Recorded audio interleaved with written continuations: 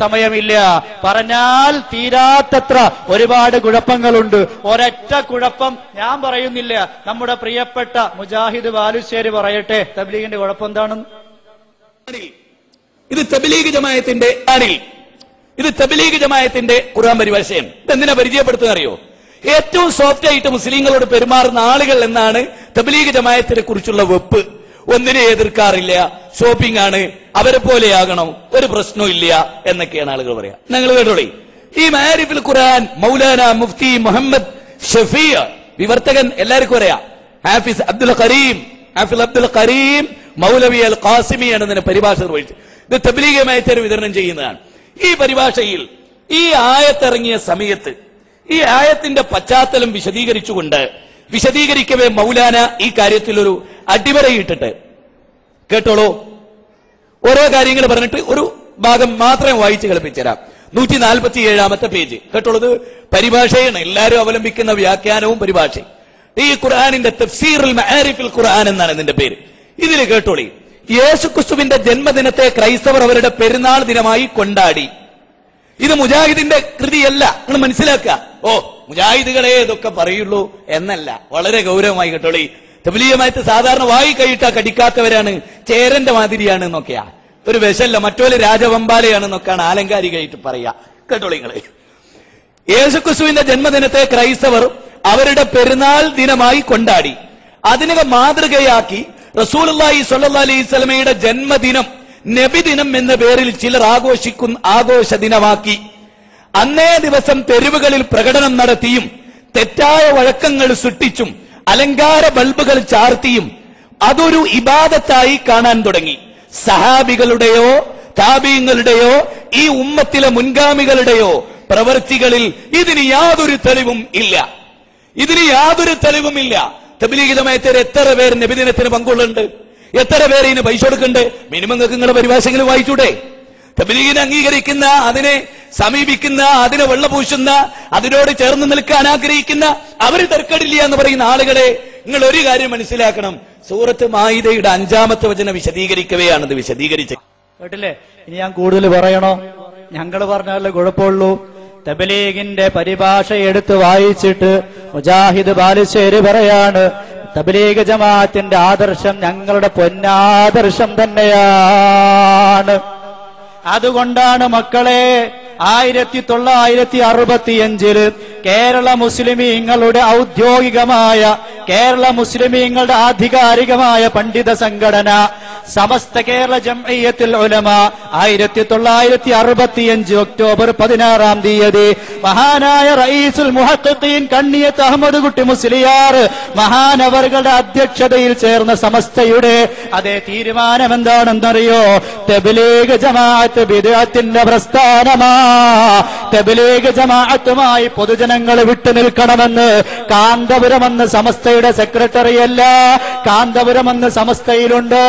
അതേ കണ്ണിയത്ത് അഹമ്മദ് മുസ്ലിയാരും അതേ അധ്യക്ഷനായ 965 സമസ്തയാ തീരുമാനമെടുത്തത്. എപിക്കാർ മാത്ര തബ്ലീഗുകാരെ എതിർക്കുന്നത് അല്ല, സമസ്ത പണ്ടേ പറഞ്ഞതാണ്. ഷംസുൽ ഉലമ ഖുത്ബി മുഹമ്മദ് മുസ്ലിയാരും അറിയില്ലെങ്കിൽ നിങ്ങളുടെ ഉസ്താദുമാരോട് ചോദിച്ചു നോക്കൂ, ആരാണ് ഖുത്ബി മുഹമ്മദ് മുസ്ലിയാർ, ആരാണ് കണ്ണിയത്ത് ഉസ്താദ്? വലിയ മഹാന്മാരല്ലേ, വലിയ ഔലിയാക്കന്മാരല്ലേ? ആ മഹാന്മാര് അതേ തബ്ലീഗ് ജമാഅത്ത് എന്ന് പറയുന്നത് ബിദ്അത്തിന്റെ പ്രസ്ഥാനമാണെന്ന് പ്രഖ്യാപിച്ചിട്ട് അതേ തബ്ലീഗ് ജമാഅത്തിന് വേണ്ട എല്ലാവിധ പശ്ചാത്തല സൗകര്യവും ഒരുക്കി കൊടുക്കുന്നവരെ നിങ്ങളൊന്ന് നെഞ്ചത്ത് കൈവച്ച് ചിന്തിക്കേണ്ടതാണ്. എന്താണ് ദക്ഷിണ കേരള ജംഇയ്യത്തുൽ ഉലമയുടെ ഡ്യൂട്ടി?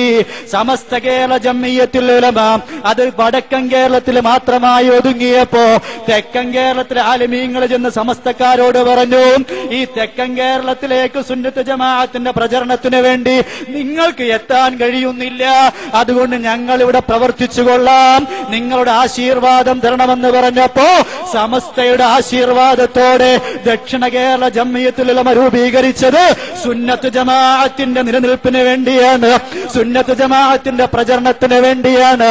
ആ സുന്നത്ത് ജമാഅത്തിനോട് എന്ത് കമ്മിറ്റ്മെന്റ് ആണ് പ്രിയപ്പെട്ട മക്കളെ നിങ്ങൾക്കുള്ളത്? തബ്ലീഗ് ജമാഅത്ത് അതേ ബിദ്അത്തിന്റെ പ്രസ്ഥാനമാണെന്ന് സമസ്ത പ്രഖ്യാപിച്ചപ്പോ ഞങ്ങൾക്കൊന്ന് പഠിക്കാനുണ്ട് എന്ന് പറഞ്ഞ് മാറി നിന്നു. പഠിക്കാൻ എത്ര വർഷം വേണം? 1965 സമസ്തയുടെ തീരുമാനമാണ്. കൊല്ലം എത്രയായി മക്കളെ? ഒരാൾ LKG മുതൽ PhD വരെ പഠിക്കണമെങ്കിൽ 24 വർഷം മതി. ഒരു തബ്ലീഗ് ജമാഅത്തിനെ കുറിച്ച് പഠിക്കാൻ എത്ര വർഷമാണ് നിങ്ങൾ എടുക്കുന്നത്? ഇന്ന് വരെ ദക്ഷിണ കേരള ജംഇയ്യത്തുൽ ഉലമയുടെ പണ്ഡിത സഭ തബ്ലീഗിനെ കുറിച്ച് പറഞ്ഞിട്ടില്ല. ഒന്നുകിൽ ബിദ്അത്തുകാരാണെന്ന് പറയണം, അല്ലെങ്കിൽ സുന്നികളാണെന്ന് പറയണം. രണ്ടാലെന്ന് പറഞ്ഞിട്ട് ഈ സമുദായത്തെ രണ്ടാലൊരു സ്ഥലത്ത് കൊണ്ടുപോയി നിർത്തണം.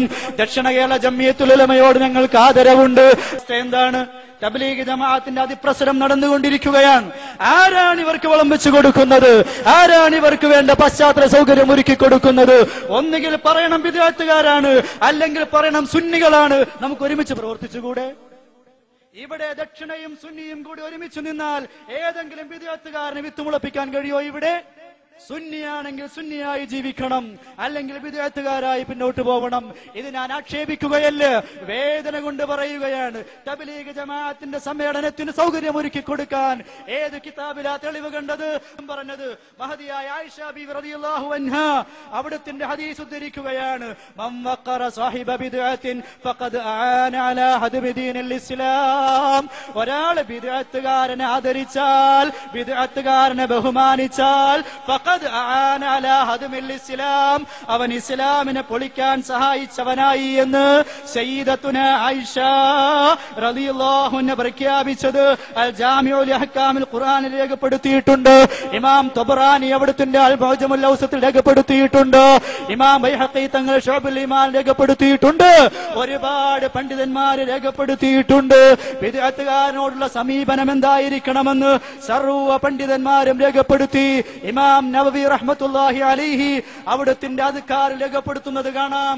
ആർക്കൊക്കെ സലാം ചൊല്ലാം, ആർക്കൊക്കെ സലാം ചൊല്ലിക്കൂടാ? ബാബു മൻ യുസല്ലമു അലൈഹി വമൻ ലാ യുസല്ലമു അലൈഹി വമൻ യുറദ്ദു അലൈഹി വമൻ ലാ യുറദ്ദു അലൈഹി എന്ന് പറഞ്ഞ ഒരു അധ്യായം ഇട്ടിട്ട് പറയുകയാണ്.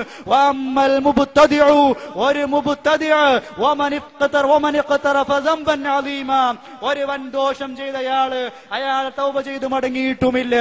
എന്നാൽ അയാളോട് സലാം പറയാൻ പാടില്ല. പുത്തനാശയക്കാരനോട് സലാം പറയാൻ പാടില്ല. ഇത് കാന്തപുരത്തിന്റെ തീരുമാനമാണ് ചില ആള് പറയാ. അല്ല, കാന്തപുരത്തിന്റെ തീരുമാനമല്ല. ഇമാം നവവി റഹ്മത്തുള്ളാഹി അലൈഹി അദ്കാർ രേഖപ്പെടുത്തുന്നു. മുബ്തദിഇനോട് ഫയംബഗി അല്ലാ യുസല്ലിമ അലൈഹിം വലാ യുറദ്ദ അലൈഹിമുസ് സലാം, അവർ സലാം പറഞ്ഞാൽ മടക്കാനും പാടില്ല. കദാ ഖാലഹുൽ ബുഖാരി, ഇമാം ബുഖാരി അങ്ങനെ പറഞ്ഞിട്ടുണ്ട്. വഗൈറുഹു മിനൽ ഉലമായി, മറ്റു പണ്ഡിതന്മാരും പറഞ്ഞിട്ടുണ്ട്. വഹ്തജ്ജൽ ഇമാം അബൂ അബ്ദുല്ലാഹിൽ ബുഖാരി ഫീ സ്വഹീഹി ഫീ ഹാദിൽ മസ്അല, ഈ വിഷയത്തിന് മഹാനായ ഇമാം ബുഖാരി തങ്ങൾ അവിടത്തിന്റെ സ്വഹീഹില് മഹാനായ കഅബ് ബിൻ മാലിക് റളിയല്ലാഹു അൻഹുവിന്റെ ചരിത്രമുണ്ട്. അദ്ദേഹം യുദ്ധത്തിൽ നിന്ന് പിന്തിരിഞ്ഞു നിന്നപ്പോ അദ്ദേഹത്തോട് സലാം പറയാതിരുന്ന ഒരവസ്ഥയുണ്ടായിട്ടുണ്ട്. ആ ഹദീസ് എടുത്തുകൊണ്ട് ഇമാം ബുഖാരി തങ്ങൾ തെളിവ് പറഞ്ഞു, മുബ്തദിഇനോട് സലാം പറയാൻ പാടില്ല. കാന്തപുരത്തിന്റെ തീരുമാനം അപ്പത്. എന്നിട്ട് ആ മുബ്തദിഇന് വേണ്ട സർവ്വ സഹായങ്ങളും സൗകര്യങ്ങളും ചെയ്തു കൊടുക്കുക എന്ന് പറഞ്ഞാൽ എത്ര വലിയ പരിതാപകരമാണ്. ആ വിഷയം ഞാൻ എത്രയും പറയുകയാണ്. എന്റെ പ്രിയപ്പെട്ട ദക്ഷിണയുടെ പ്രവർത്തകരെ, നാം ഒന്ന് ചിന്തിക്കണം. തബ്ലീഗ് ജമാഅത്ത് ബിദ്അത്തിന്റെ പ്രസ്ഥാനമാണ്. അവർക്ക് വെള്ളവും വളവും വെച്ചു കൊടുക്കാനാണോ ദക്ഷിണ കേരള ജംഇയ്യത്തുൽ ഉലമ നമ്മൾ ഉണ്ടാക്കിയത്? ഞാൻ